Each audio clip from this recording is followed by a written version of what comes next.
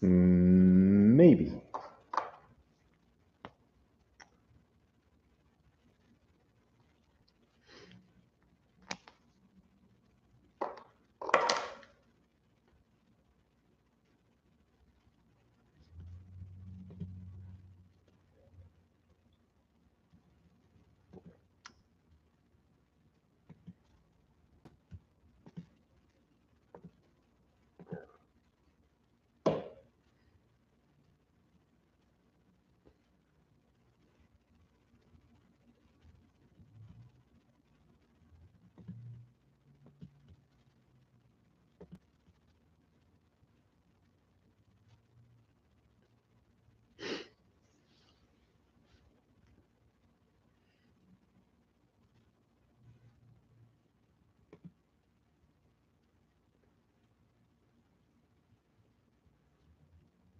What up, JB?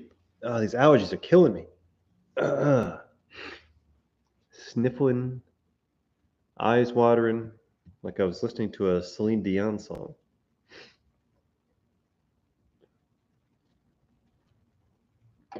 I'll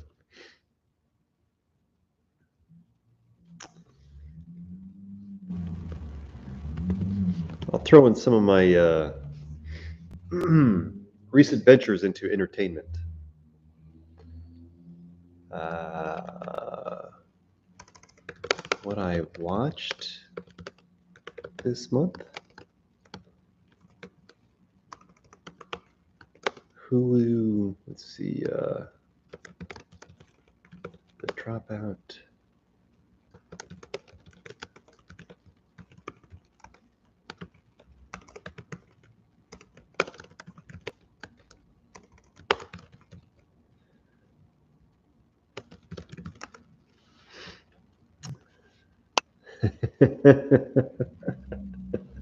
I've seen The Green Mile.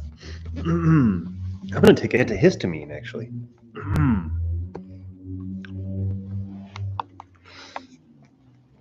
Oh, I forgot about Pam and Tommy. I watched Pam and Tommy last month when that came out. That was fascinating.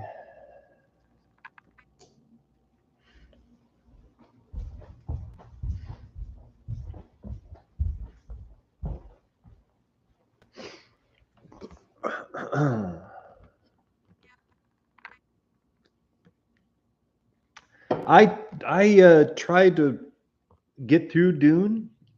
Um, I remember hitting the play button like a month ago, and if something doesn't catch me in the first 5-10 minutes, it's just tough. And I think I made it like a half hour into Dune, and then I just kind of fell asleep. I watched the 1984 version, or tried to when I was 1985 version when I was a kid. I just couldn't care. I tried to care. I just couldn't. The thing about caring is you can't force it. It's got to come naturally, or at least semi-naturally. The oh yeah, I haven't made a live stream in over 100 days. I picked up a new hobby. I'll describe it, but I'll give a hyperlink here as well. Give me a second. Can I post pictures? I can't post pictures. That's strange. I got into kayaking, but in a very unusual type of kayaking. So I'll just post a link here.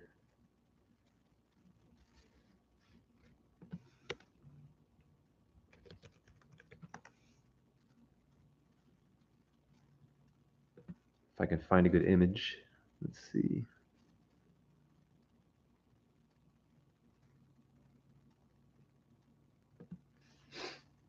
We'll try this one.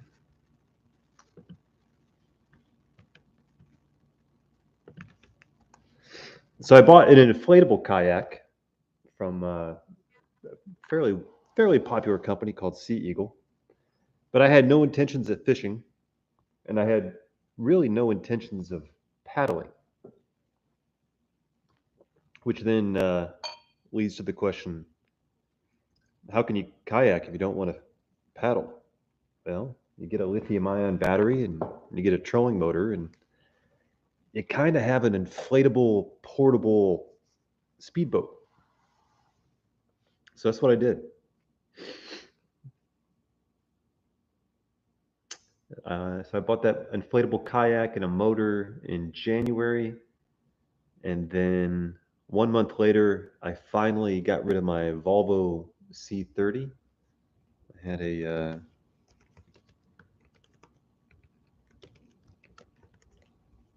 I had that model.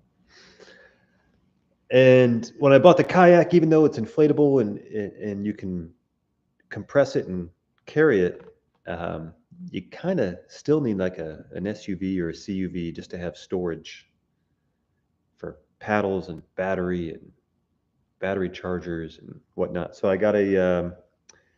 I'm now the proud owner of a 2022. Actually, I haven't mentioned what the car is yet. So any guesses on what vehicle I bought? As I type it in here. Yeah, it's been a long time, Larry. Been a very long time.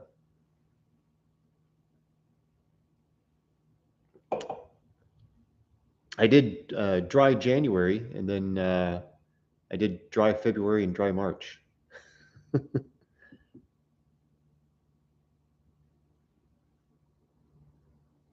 Yeah, it was 3 months. Motor kayaking is the way I would put it, I guess. Oh, I also got I got what some people would call an unintentional tooth implant. I did not know I was going to need a tooth implant, but for those of you who have ever had a root canal before and had one many, many, many years ago, you may have heard of the fact that root canals don't last forever. And once they go bad, you can try to fix them or you can just pull the tooth. Hey Gary, I'm telling a dental quick story. So I had a root canal when I was, believe it or not, 15. That root canal made it to the tender age of 35. It started going bad, meaning it started leaking at the bottom through x-rays. And so they had to do another corrective surgery on a root canal called an appiodectomy or something. That lasted about another 10 years. And then on x-rays, it started going dark again. So, yeah, make a long story short, I'm not going to show you my tooth. I guess I will, actually. So I have a metal post drilled right to my jawbone. It's very freaky. It's very crazy. And I was not put out or put under when I had that screw drilled into my jawbone. It was probably the most painful experience I've ever had. And by painful, I mean not just the surgery itself, but the days afterward and just the. I had an umbilical hernia surgery. That was the most painful. This was the second most painful, I guess. Yeah, I feel like half Terminator. Like when I smile now in the mirror, the lighting is not great here, but it's so weird just to see a metal post coming right out of your gums.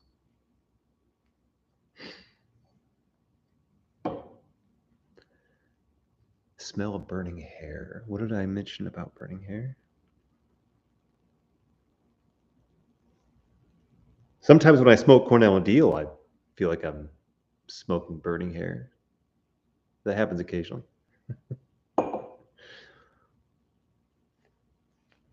So one of the things about getting a tooth implant, number one, they literally have like a Makita drill, and although you're numb, they really once they extract a tooth, which is very messy these days, because a tooth can break apart when they're extracting it, which is what happened with me. But make a long story short, it is fascinating when a guy has his whole hand in a power drill in your mouth and he's drilling a screw into your jawbone. It was movie worthy, is the best way I could say. Oh, yeah. I see what you're saying. Yeah. Yeah, when you get a cavity or something. Almost like a rubber plant or a tire plant. I grew up within shouting distance of a Goodrich tire plant back in Indiana. And you couldn't smell it from my house, but if you drove the wrong direction, it smelled like burning rubber. Stratman, I've been here, man. Geographically, at least. In your windows, well, I went to Home Depot today and I spent just shy of $100 on a 24-foot extension rod with a squeegee on one side and a window washer on the other because I was tired of looking at rain spots and dirt and pollen on my second floor windows. I thought about hiring some window cleaners, but then I thought it's April. They could do a fantastic job, and a couple weeks from now, they're going to look like crap all over again. So I just sucked it up and became an amateur window washer today. Muncloud, we meet again. I can never forget about you guys. I have more stories to tell. The place I smoke is this balcony on the other side of the house, and you'll notice what's different now. That used to be open to the outside when I walked through those double doors. And I put windows there instead, but they're not any windows. They're vinyl windows, what they use at golf courses where the country club is at. So if a golf ball hits the window, they don't want it to shatter. So it's kind of like plastic windows. It has two benefits. Number one, it's all screened in behind those vinyl windows. So I can go out there and smoke in the summer and don't have to worry about bugs. The second benefit is noise because it blocks a little bit of noise from the road. The third benefit is heat. In the wintertime, which is now kind of ending, it'll be a little warmer out there than it was otherwise. Of course, in the summer, it could be excruciatingly hot. I don't even know.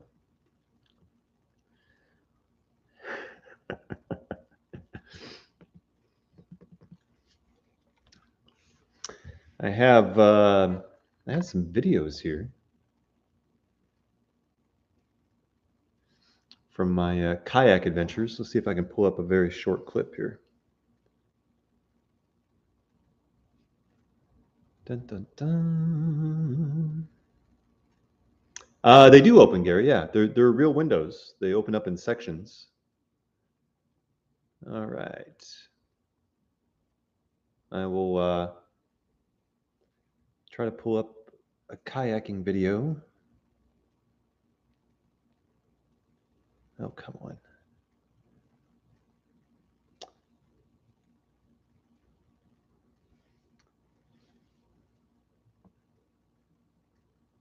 Let's see here.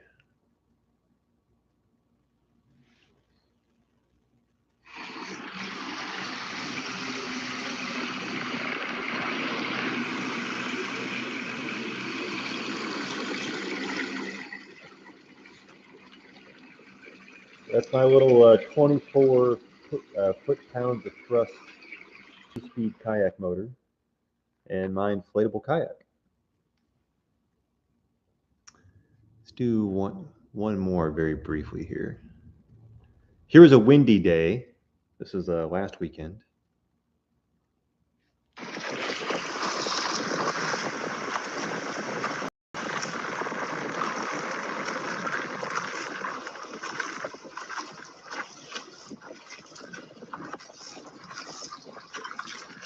So this inflatable kayak, it pumps up to 10 foot pounds, 10 psi on the bottom, and 3 psi on the pontoons on the side. So you can actually stand in it. It's rock hard. 10 psi is extremely hard. They call it a drop stitch model. But yeah, it's by the time I pull up to a lake, I can pull out the inflatable kayak and be on the water in about 10 to 12 minutes. I bought a portable pump, two-stage pump. After I did it a few times, I'm pretty efficient, pretty quick with it. So I like the flexibility. I like the fact that on a given Saturday morning, I can just put it in the back of my truck, drive to any boat access place, and be on the water in about 10 minutes. If I have sunscreen and snacks, those are the two things.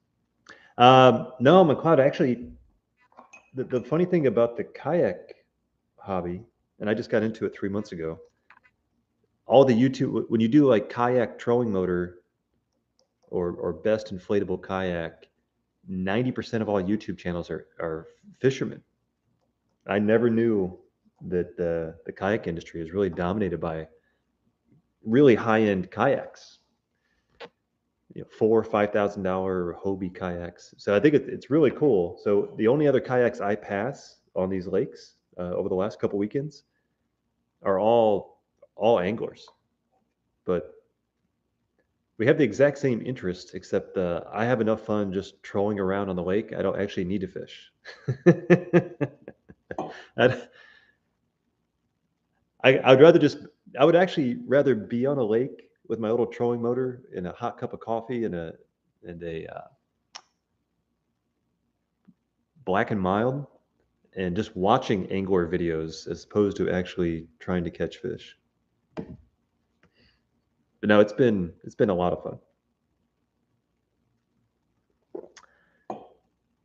Finally popped another tin of Cairo. This one just over 3 years in age. Ooh, very nice.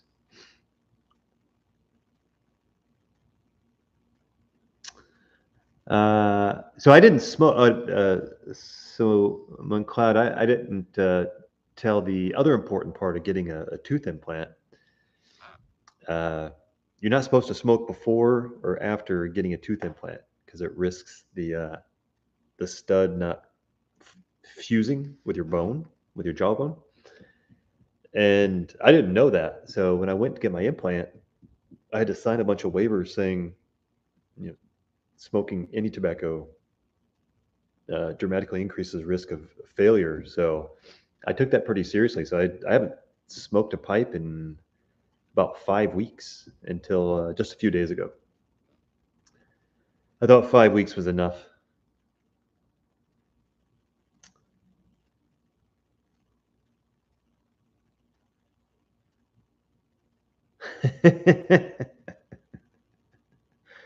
It's every fisherman's dream to get dragged around by a soon-to-be trophy. Oh, so today I did University Flake. I was feeling very scholarly, actually. Very scholarly. So I'm going to get real nerdy here. I really feel like I want to share my the exact battery that I bought because now I'm a huge fan of batteries, apparently. I knew nothing about lithium-ion batteries versus what do they call it? There's lithium and the other type, the traditional marine battery that apparently, I didn't know this either, you're not really supposed to ever use them past 50% capacity or any lower than 50% capacity. But lithium batteries you can run to zero, obviously, and they're much lighter. So I bought two batteries. I bought a 30 amp hour battery because I thought that's all I'd ever need because I never kayaked before. And then I got stuck out on a huge lake in a windy day and actually ran out of battery power and freaked out. It was like 2 weeks ago. And flagged down a fisherman on a John boat, and I was lost. It was the first time I've been on a huge lake, and I made the mistake of not taking a picture of the channel that I uh, launched from. And so I was trying to go on memory and I took a wrong turn and I was screwed. And it was cold. My feet were going numb. So as soon as I got back to safety after not being able to feel my feet for like an hour, I realized I needed a bigger battery. So I went with the 50 amp hour, and that should be more than I ever need. Gives you about 2 hours of full speed, one direction down a river or lake, and 2 hours coming back.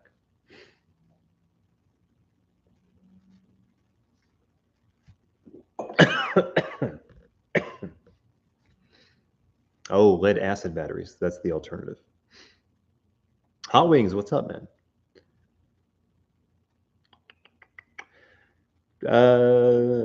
Taps would be in October. I guess it'd be every October, right?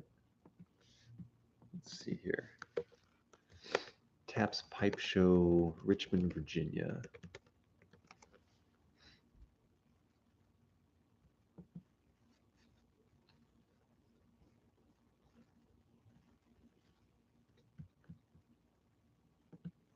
For anybody curious, here's the Richmond, Virginia Pipe Club.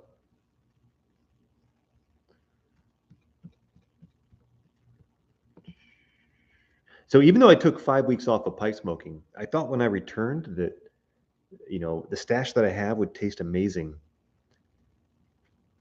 I haven't had amazing experiences quite yet. The best bowl so far after returning from 5 weeks is definitely University Flake, followed by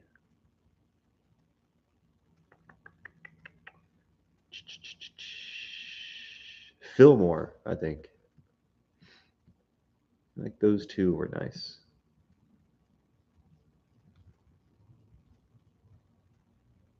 Has anyone here had significant dental work in the last couple of years? I could really, really use to hear like a dental work horror story, just to make me feel better for my own trials and tribulations. Thought it was in April. Oh, Taps. Taps. Triangle. I'm sorry. Yeah, I forgot what city I was in. Geary, that hurts. I think University Flake is. I think it's. I think it's for everybody. I think there's something in it for everybody. I'm biased. I still don't really consciously think about am I smoking Burley or Virginia, because so many blends, so many Burleys already have Virginia in it. But I'd score very poor in like a guess the blend type of challenge at a pipe show. Yeah, because in my opinion, it, unless you're really focusing, Red Virginia can, I don't know. I've never. It's been a long time since I did like a side by side, but Red Virginia can feel and taste very similar to some type of Burley Virginia blends, because those are also blended with Red Virginia.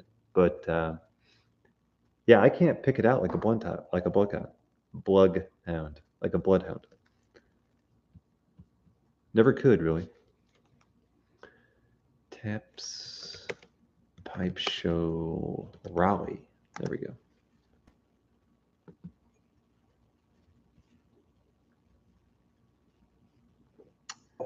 Well, you think they would announce it on their website, but I do not see anything on their website. The website is very sparse, actually. 2022. Huh. Interesting. Stratman for the dental save here. Okay, so my sister was getting some minor work done. Well, they out too much numbing shots in her cheek, and she went blind in one eye for about an hour. Oh, they seriously? I did Novocaine can't make you blind. That isn't. Hold on a second. Those are different parts of the brain, right? Novocaine blindness.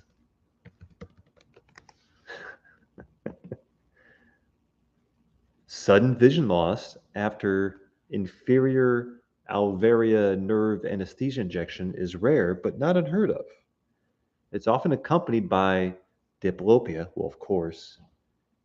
Among the few cases reported in literature, they're usually resolved in 20 to 30 minutes, except for the sister of Stratman. Oh, that's on Google. That's a famous case, Stratman. That is, that'd be scary. Oh, hot wings. The last time I went to, I remember where it was at. It was at the fairgrounds. It was a windy, cold April day. Yeah, it would have been this month. 4 years ago, probably. It was also just a little chilly. She now doesn't care that her breath smells like shit. She won't go to the dentist. That's hilarious. Wow, I'd freak out. I feel like I went to the dental military. Like if there was a dental military, like I feel like I want to wear a vest or a uniform all the time that has like the badges of dental work that I've gotten in my life, so that when I pass another brethren on the street and I get to see his dental work badges, that there'd be like a sign of respect, kind of like a kind of like a Clint Eastwood, kind of like a head nod that we really understand each other's pain and what we went through, and that we're dental work survivors. I feel strongly about that.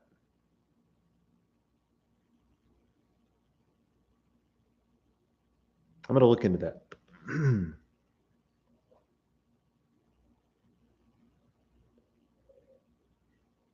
The closest thing to the closest thing to going blind from Novocaine overdose that I've experienced is I mentioned it earlier, but I had a corrective surgery to a root canal. It's called a apiodectomy or something.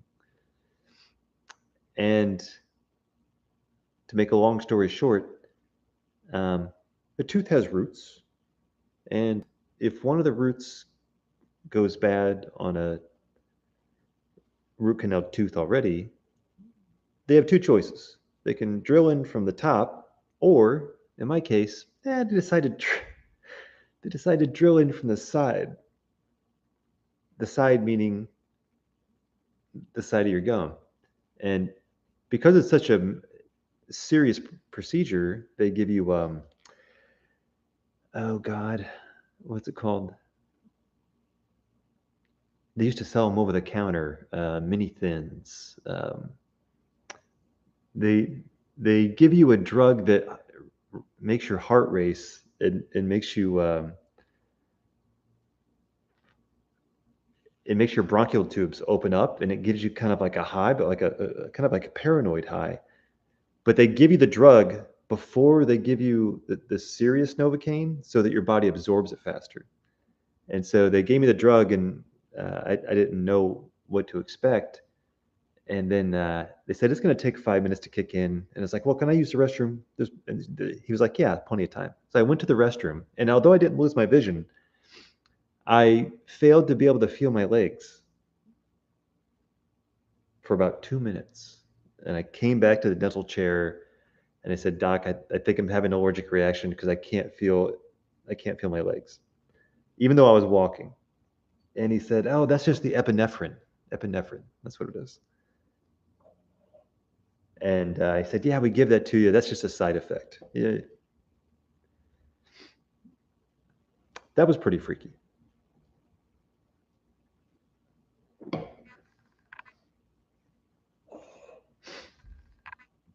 I got my wisdom teeth out when I was a teen, woke up from the procedure with my first my first hemorrhoid. That's That's a different type of wisdom tooth than I was thinking of.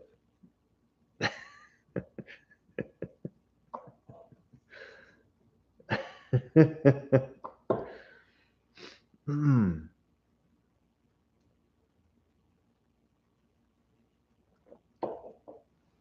I think I find humor in the everyday life. But 3 years ago, I was having sensitivity in one of my canines, cold sensitivity, which is always a bad sign. Always a bad sign. But it just didn't make any sense because it's rare to have cold sensitivity on a front tooth or something close to the front. Went to the dentist, sat in the chair. I described the tooth that I was having issue with. And the new procedure, which is just insane in my mind, is they have this liquid nitrogen spray that they put on a Q-tip so that it's ice cold, like Kelvin, like 200 degrees negative Fahrenheit, and they spray it. And regardless of what tooth that you're pointing to, um, they're not going to try to freeze that tooth. They're going to try to freeze the tooth on both sides. So if whatever tooth you point to, they're going to put that thing on 3 teeth for the sole purpose of seeing will you scream louder if they touch the one that you're complaining about. And they they sprayed that thing, they put it on the tooth that I didn't have an issue with, and it was so cold, it was like having brain freeze. And I jumped out of the chair and said, "What are you doing? That's the wrong tooth." And they said, "No, no, no, don't worry. Just sit back in the chair. We only have to do it 2 more times." That was the most insane dental appointment I ever had. Because they looked at me with a straight face and said, "We just have to do it 3 times total. Like, don't worry about it. And it's the only way to really know." I don't think that was. That'd be like if you go to the emergency room with a broken arm, they say, "Well, we don't know if it's broken. We're going to have to break the other arm," and, and then compare the pain between the two to really determine if your first arm is broken. It's just it didn't make any it didn't make any goddamn sense. I was pissed.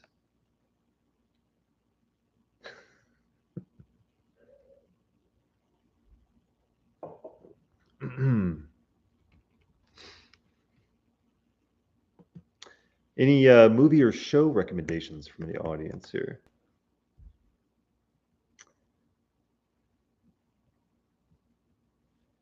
I remember that 1986, Little Shop of Horrors. It's 3 years before Rick Moranis was in Honey, I Shrunk the Kids.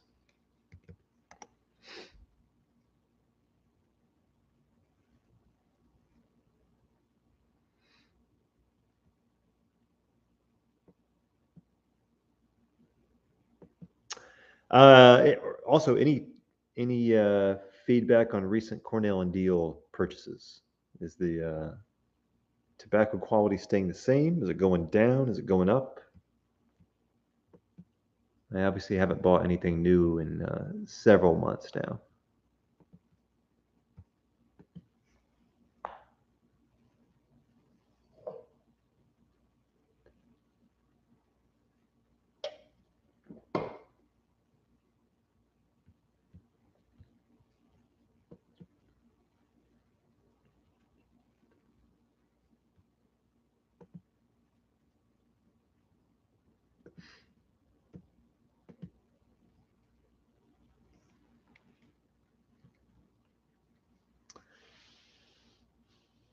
I should have phrased it the other way. Is there anything amazing that anybody has smoked in the last in 2022?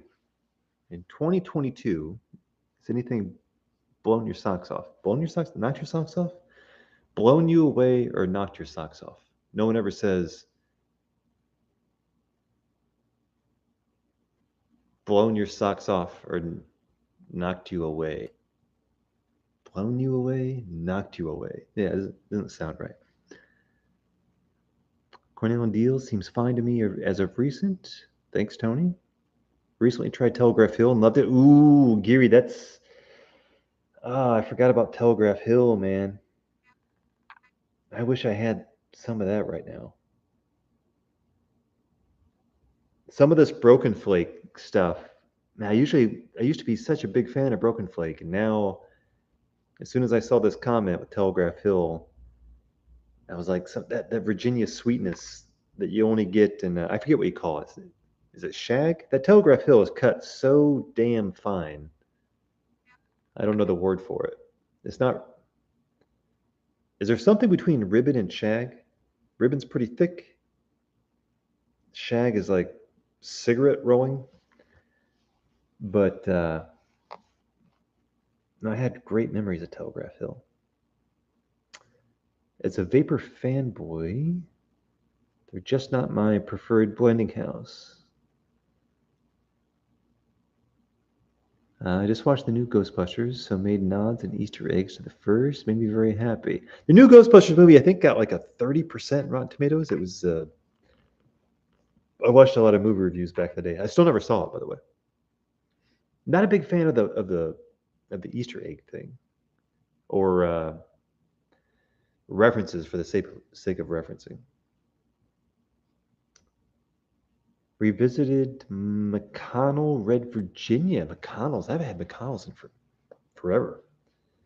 Haven't had in about 2 years. The most amazing 10-note, period. That European stuff just, it is different than anything domestic. No, there's just no doubt about it. As long as you can smoke it slow, it rewards you immensely. Been listening in and lurking. That's what TX Pipers do. They're lurkers. Best thing I've tried this year was smoking through the Burley Flake series. Holy moly. Those are strong words. The Burley Flake series. 1, 2, 3, 4, and I think they make 5 now. Much respect.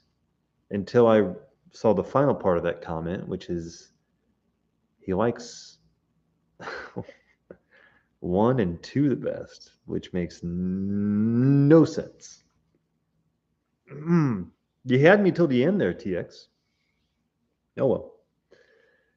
Telegraph Hill reminded me of a European. Yes, Geary, I would agree. Telegraph Hill. There's some pixie dust in Telegraph Hill, and I've often described Fillmore as a blend you have to really try to get to know because it's not going to jump in your face, and it could be boring to a lot of people, but you kind of got to focus on Fillmore to get what it has. I contrast that with Telegraph Hill. Telegraph Hill it's kind of like that golden retriever a little bit. You don't have to search. It's like just a damn tasty Virginia that you get right away. Popped a tin of Cairo on Tuesday and thought of me. That's what Cairo's for. I've had Cairo now, and it's been 2 years probably. I can recall the tin note though. So far, the best 2 blends I've tried are Cornell and Deal. More Popular Camp. I never heard it called Popular Camp though. Maybe that's a new one. Oak Alley, Tony. If I point back there in my closet, I can. Oak Alley is right at the tip of my finger, like right there. I haven't cracked it. That Oak Alley is. It arrived in Jesus. It would probably arrived in November. It's probably the longest I've aged any tobacco intentionally since I started. 4 months of aging. All the Burley flakes are good. The dark Burley only is one was unusual. Struggling with Cairo. It's too gentle. What? Cairo is too gentle?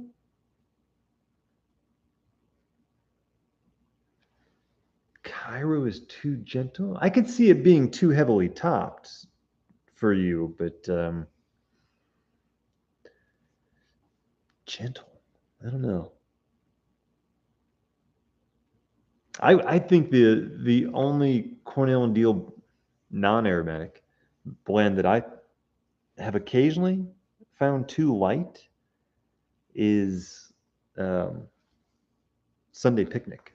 I've had some amazing Sunday Picnic, and then I've had some meh is not the right word, because meh can like it's strong enough, just not that great tasting. With Sunday Picnic, I had the opposite problem, which was I think it tastes good, but it's just not concentrated enough. And I don't like light and airy blends like that.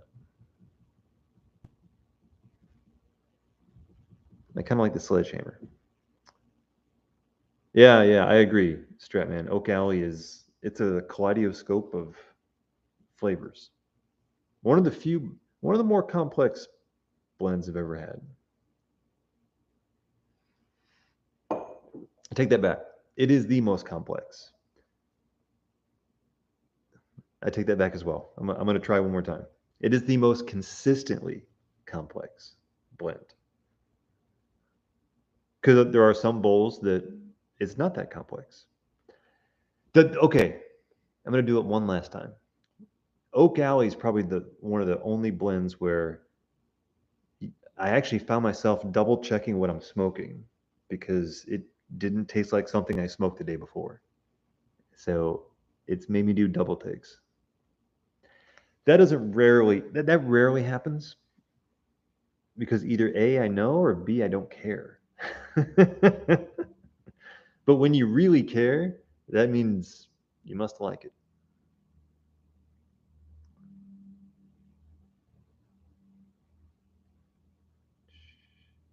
Gentle may be the wrong word. It seems to be hitting the higher registers of flavor. Feels like I'm missing darker, lower, nuttier notes I prefer.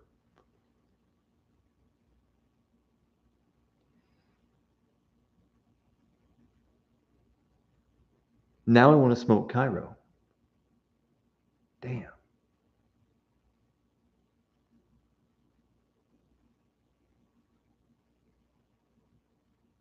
I don't know. I never found Cairo to be light.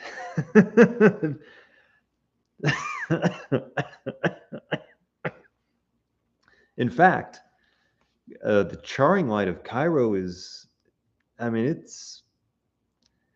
it's like someone. The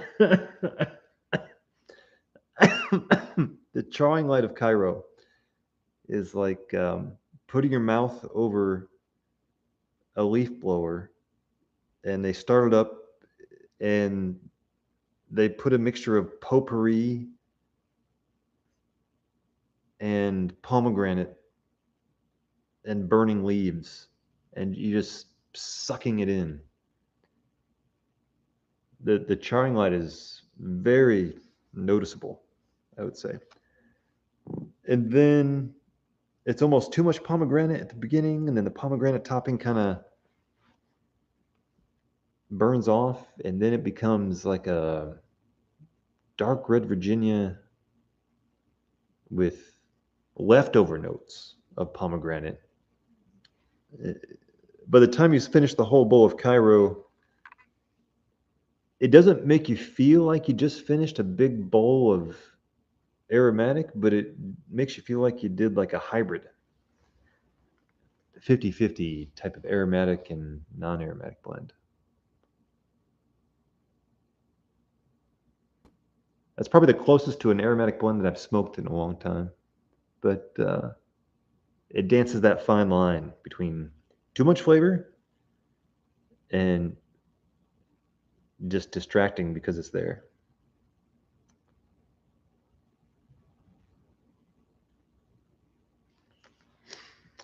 All right, boys, I think I'm on a call tonight. I want to thank you for joining me. The next video won't be another 100 days. So I will see you all sometime soon. Have a good night. And thanks again.